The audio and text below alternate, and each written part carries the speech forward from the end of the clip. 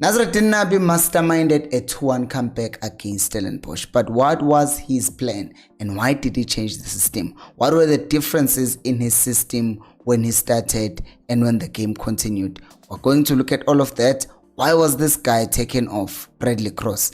It's not what you think actually, and we're going to look at all of that in this video.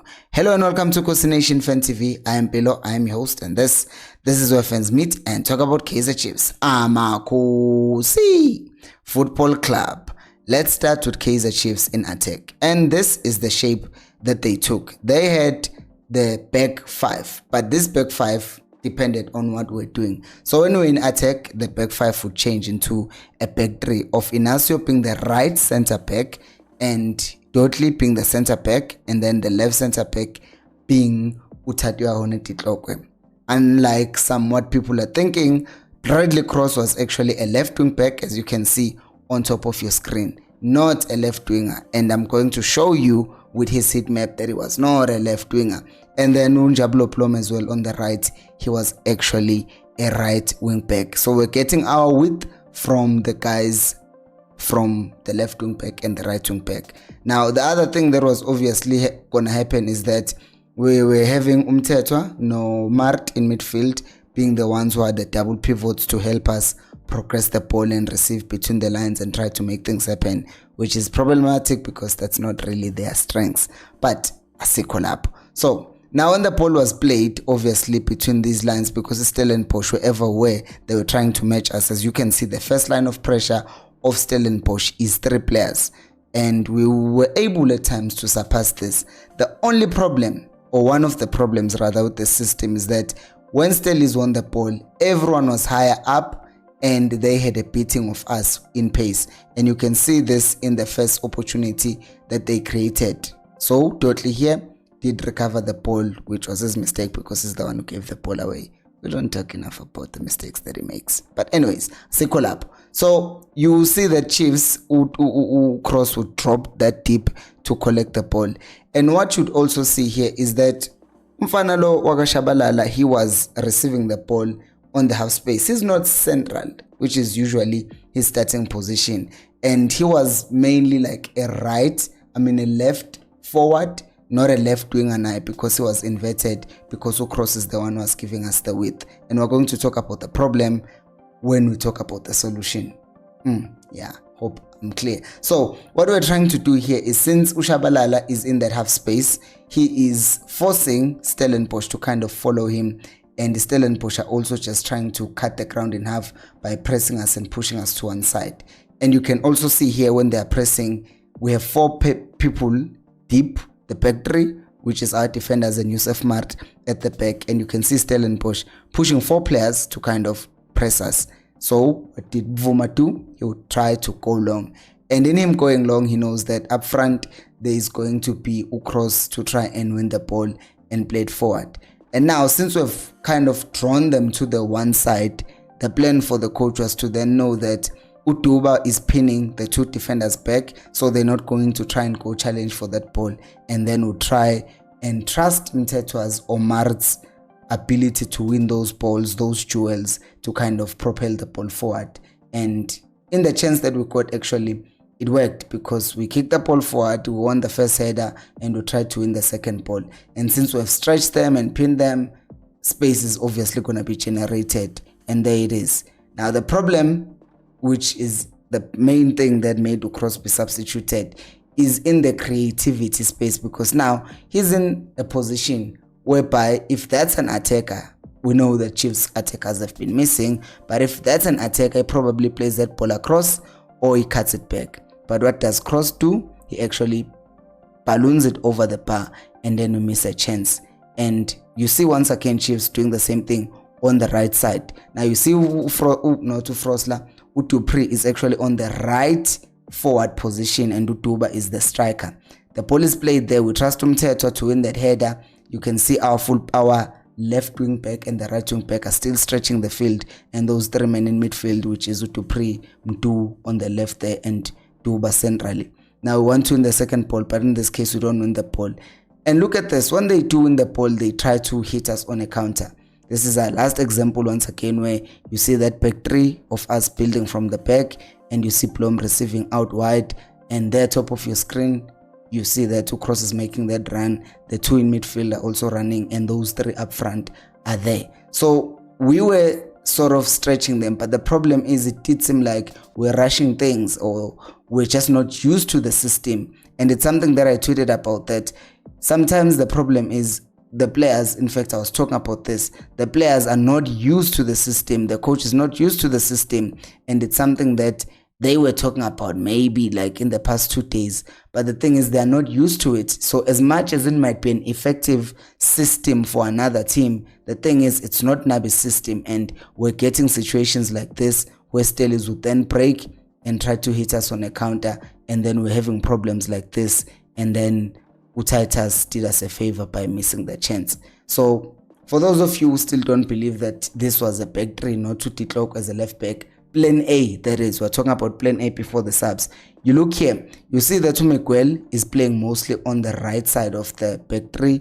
You see that Utotli was central to that, not on the left as a center back who plays on the left would be, but it was on the left there. And then you see Titlokwe was not hugging the line per se, but it was just more on the half space side and not on the wide space center back. And also people were saying Cross was a left winger. Here's another evidence. You see that Dupre's on the right as a winger or right forward. He was more closer to the side, but when he's tracking back, you see that it doesn't go that much further to the left side, which means he's tracking because we're scoring on the right side of the screen. I wonder how you're seeing the video. Yeah, we're scoring on the right side of the screen, as you can see the arrows, but you see when Dupre tracks back, it doesn't go all the way back. But as a left wing back, Bradley Cross was going all the way back, which can be exhausting. Now let's talk about plan B, but also before we talk about plan B, make sure to subscribe, especially to videos like this. It takes me hours to make them. Anyways, Cross goes off because of the tactical adjustments that Chiefs had to make. And I have to be clear once again, the main thing here wasn't because he caused the goal. We are going to look at the goal.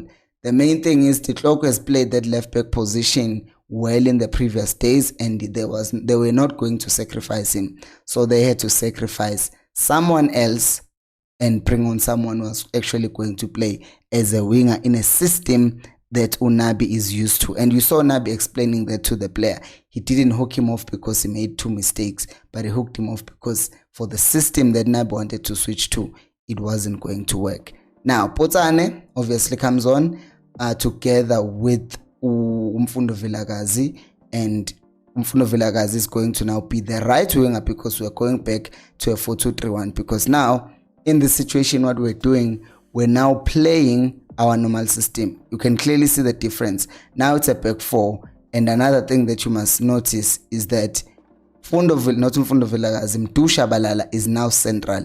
He's now collecting the ball centrally, and he's no longer on the left half space, but is now central, which is the place or area that has been operating at much more successfully in this season. So that's the first thing. But what does this have an effect on? So since Stellenbosch, as I alluded to earlier, presses us with like 4 players, as you can see, the players who are already behind the ball, that leaves them with Unduli no Jabbar in midfield, or Unduli no Adams in midfield.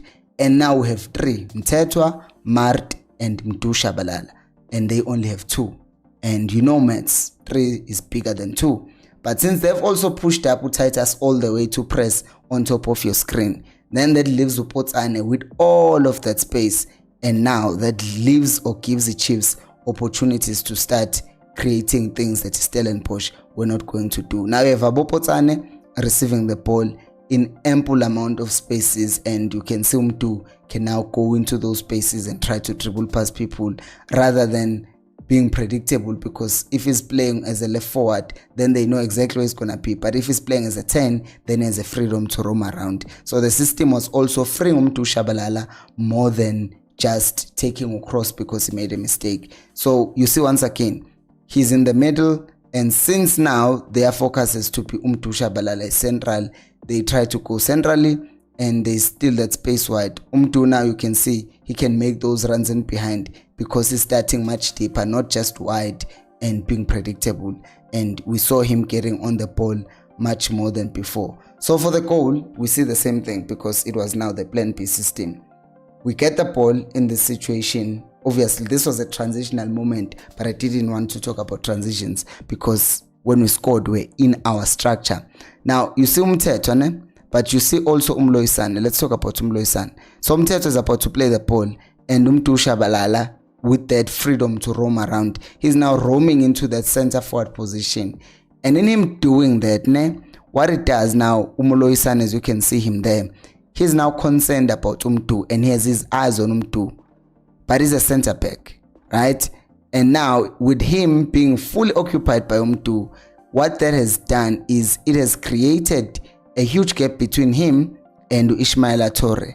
And Utuba, as a smart forward that he is, he's coming from behind Ismaila Torre because everyone, Umloisan, is focused on Utuba. And now he can now drop into that space and beat the offside trap. And Mfundo Vilakazi sees that and he plays a very beautiful pass. Here's another thing that is very important. I want you to look, because the quality here, go look at the highlights on YouTube. We are on YouTube already. Look at how many times Duba actually looks up, because the first time he looks up, he's checking if he can just play the ball across to Potan. Potan is too far away. So he then gets on the ball. The second thing he does is that when he gets on the ball, is that now he has to pick a spot. He also has to check where the keeper is, and then he sees that he can place the ball. And that's beautiful. That is a goal for Kaizer Chiefs. But now let's look at defense, how Kaizer Chiefs were defending on plan A. Plan A was, since we were playing that back five, we're pushing, the system was actually more of a 5-2-3 than a 3-5-2, because what they were doing, they had three forwards, right? So they were all pressing, as you can see here. And in them pressing, the midfielders, the four of them, I mean the two midfielders, Umart and Umthetho, would be joined by the wing backs in pressing alongside them. And what we're doing basically in the first phase of play here is, since they are starting up with the keeper and two center backs, we're also making sure that we're matching them numerically, because if you see in this picture here, you can see that everyone is marked. We talked about this in the previous game. Jaden Adams there is not only marked by Umthetho, who's coming in behind him, but there is also Udupri, who is ready to mark him if the ball is played to him, but is also ready to jump on the center back, Umoloisan, if the ball is played to him. Uplom is ready to jump on the left back, Upasatin. So in the first phase, we're trying to force them to play along, because we learned our lesson against Polokwane that you don't let teams play freely from the back. So in doing that, then Kaizer Chiefs are force Stellenbosch to not be able to play the ball. And then when they do go long, we are ready to jump in, because Abu Plum, they are not tightly marking their people, as you can see again in this graphic. They are not one like as tight as Duba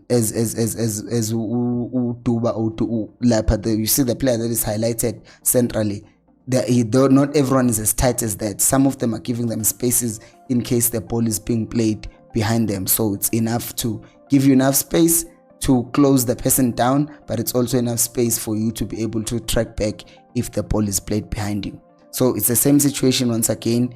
Stellenbosch have no options because we are matching them in every way, and then they have to kick the ball long, and then we have tall defenders at the back, and then we can just win the ball back. So you see them just doing the same thing. If they do kick the ball and it surpasses or bypasses everyone, our center backs were willing to kind of press the ball back. So in terms of pressing, the system was working.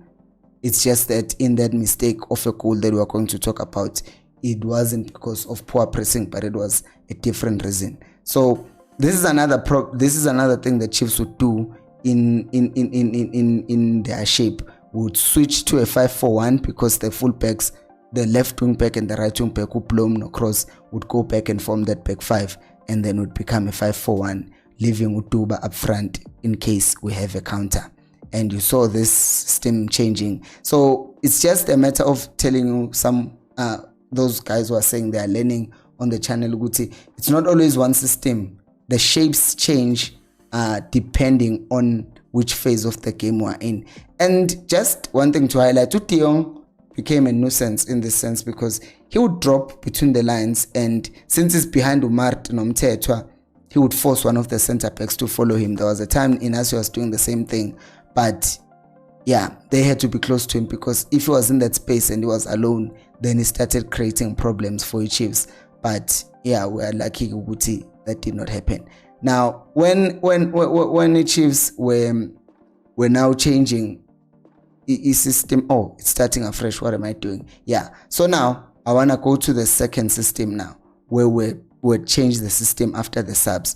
Chiefs were still pressing the same way because, as I said, there was nothing much wrong with the system, so we're still pressing with those three guys up front. The only difference is now Mdu is a 10, so he's the one who's central, and Utuba is coming and curving his run, making sure that there's no passing lane to the right side, and then on the right you have Uvilagazi also making sure that Upasatin does not get the ball.